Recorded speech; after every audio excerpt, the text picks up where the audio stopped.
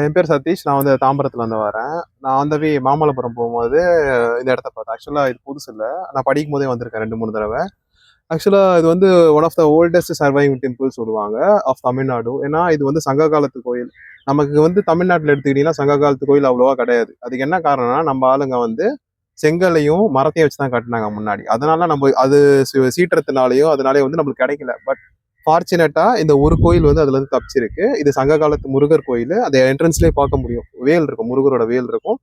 உள்ளுக்குள்ள வந்து நிறைய எவிடன்ஸ் எடுத்திருக்காங்க. இந்த கோயில் வந்து வெளியே வந்தது 2004 சுனாமியில வந்தது. அதுக்கப்புறம் archaeological survey of India excavate பண்ணியிருக்காங்க.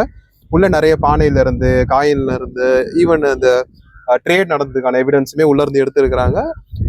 சங்க காலத்து கோயில் மேல பல்லவர்கள் பார்த்துட்டு அவங்க இதை ரெனோவேட் பண்ணியிருக்காங்க. மேல ரெனோவேட் பண்ணியிருக்கான எவிடன்ஸ் நமக்கு தெரியும். எனக்கு கிரானைட் தமிழ்நாட்டில் கோயில் கட்டடக்கலை ப்ராப்பராக கொண்டு வந்தது பல்லவர்கள் தான். பல்லவர்களுக்கு அப்புறம் தான் நம்ம சோழர்களும் மற்றவங்களும் வந்து டெவலப் பண்ணாங்க. ஸோ அவங்க ரெனோவேட் பண்ண எவிடன்ஸ் தான் இப்போ நம்ம இங்கே பார்க்குற இந்த சலவன் குப்பம் முருகர்.